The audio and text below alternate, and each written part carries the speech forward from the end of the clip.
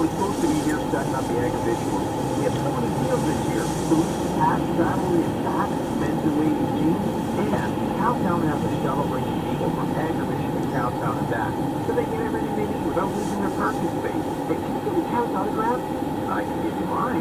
I don't know, I'm good. Oh, excuse me, I better take this to my wife. In town, out of town, and all over exhibition is starting in Cowtown. See us in Bigger Books, Banner Hall, November 20th to 25th. I know. That was the other guy. I know, right? That's the plan. You know. Catch a rush. Because my concrete and that shelter. After a long off-season, we're counting down the days. You may not have one guy and when you turn out the green zone, Saskatchewan rush day, Wednesday afternoon, on Friday, JFE.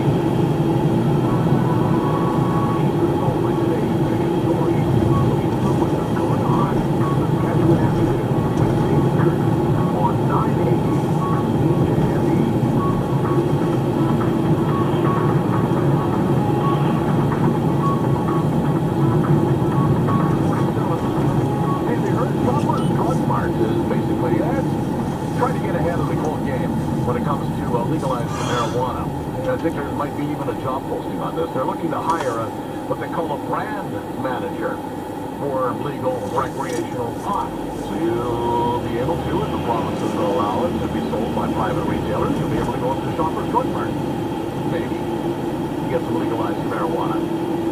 So the brand manager would be in charge of a bunch of corporate stuff, like making sure the company's following Health Canada rules and the like. See, pot is supposed to be legalized by Canada Day next summer.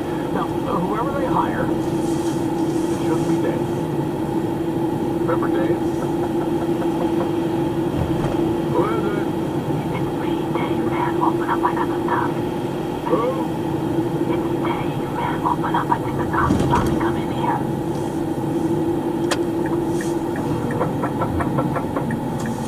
Who is it? It's Dave, man. Will you open up? I got the stuff with me. Who? Dave, man. Open up. Dave? Yeah, Dave, come on, man. Open up, I think the cops. Dave's not here.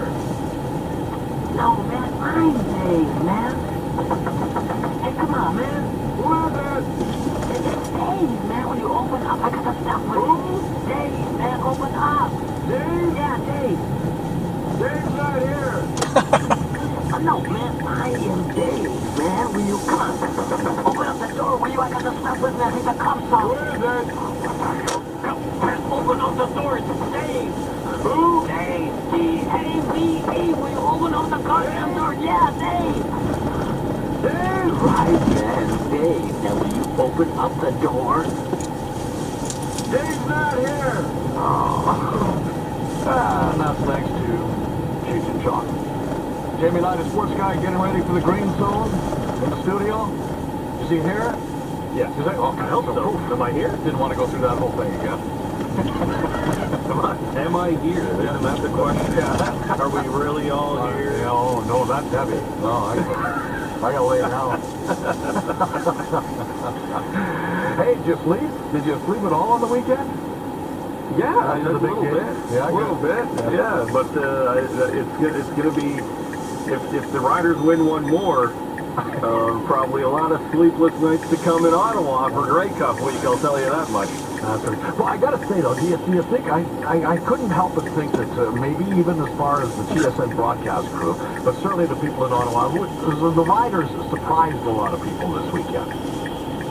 To some extent, I think so. But there was a lot of people who favored the Riders, even though they weren't the favorites against the Ottawa Red Blacks, mainly because of the way they played down the stretch. And there's just a feeling about this team. I think, though, I don't know if the odds are quite yet with the Toronto Argonaut game. I saw it was pick 'em right off the hop. Last week, I think it was a 2-point favorite for the Ottawa Red Blacks. Yeah.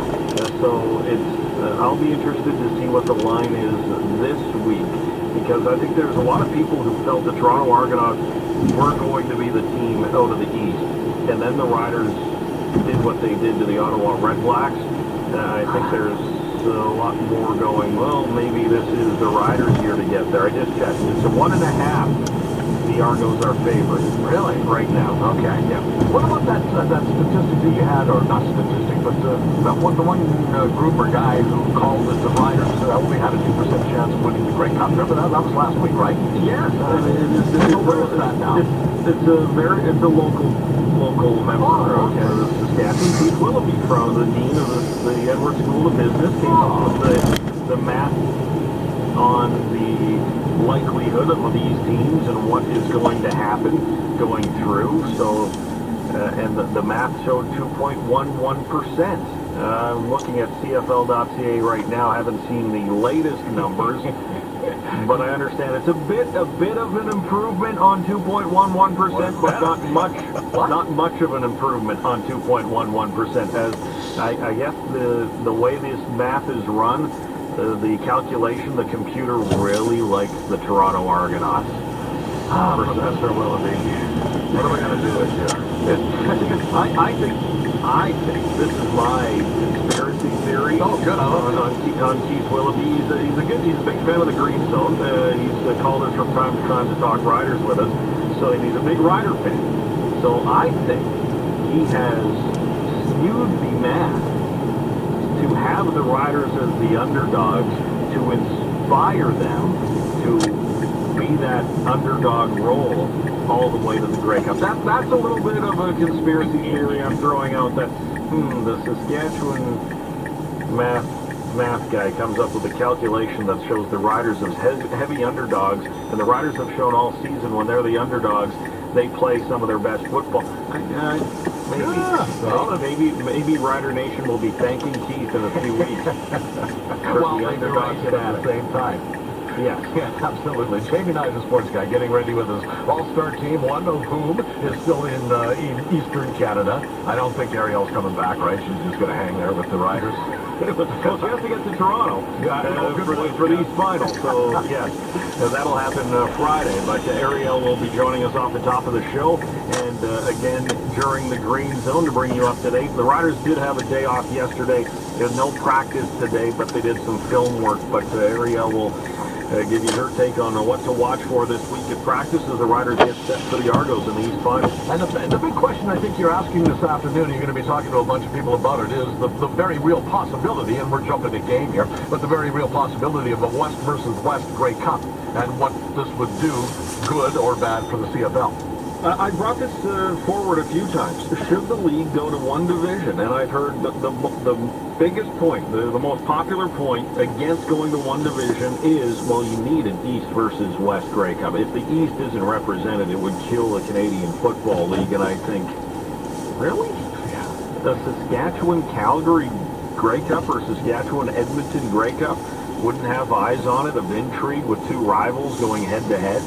I think the same thing. If it was Toronto against the Hamilton Tiger Cats, two rivals out of the East, in a Grey Cup game, that adds intrigue. I just think it's such a small, I don't mean small as landmass, of course, but a small, intimate league, right? Yep. Canada, and I think really East versus West boundaries matter that much anymore, but we'll debate during the fan takeover. Tom Maynek's going to weigh in as well, the host of the Sport Market, and give us kind of the business angle. Would it be detrimental to have a West versus West Grey Cup for the Canadian Football League? Excellent. All coming up on the Green Zone right after 3 o'clock on 650 CKLM and 980 CJME. Now, the Paul Martin commentary.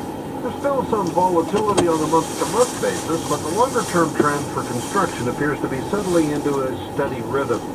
We have several reports on this topic. One is the National Assessment of Building Permits. It looks at all forms of construction, residential and commercial, but it runs a month behind. So this one is for September, and it shows Saskatchewan with a drop from August to September, but compared to the same time last year, it was almost unchanged, up only 2 or 3%.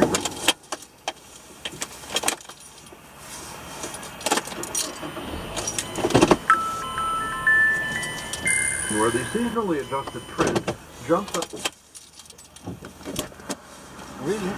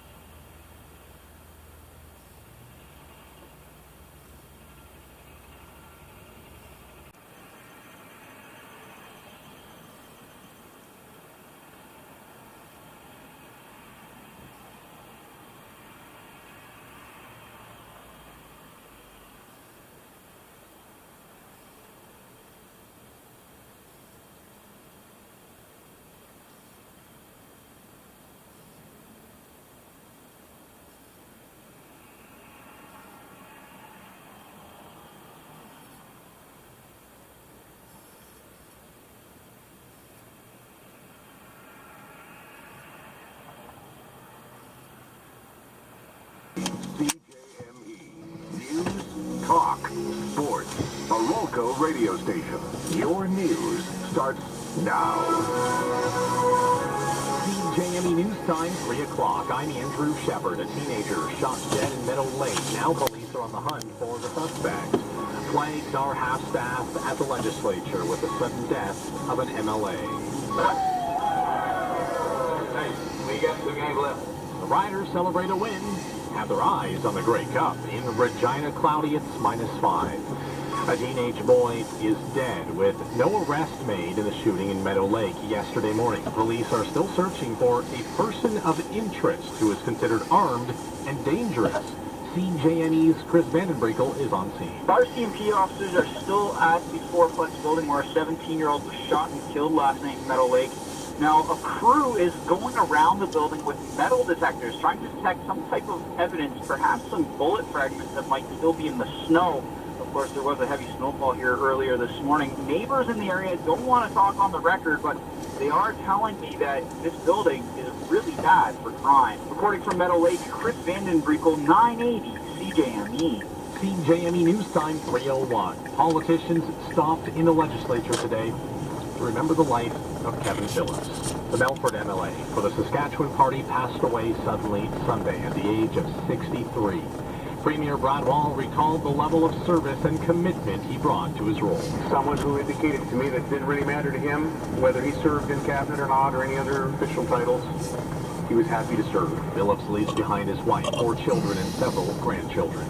The province's education minister is apologizing for talking about her son's homework in the legislature. She used it to suggest Indigenous studies have become over-infused in the curriculum. The NDP have called for her resignation, something she won't comment on today. I'm simply going to leave it at the commitment of the government and how that just does not change. Mayor assures she wants treaty education in Saskatchewan schools. It's real fun to be a Rider fan right now. Take it from head coach Chris Jones. Hey, it gets more fun and more fun as we go. Enjoy this one right here, man. That was part of his post-game speech posted to Twitter after the Green and White eliminated Ottawa. They'll stay in Ontario before heading to Toronto for the Eastern Final.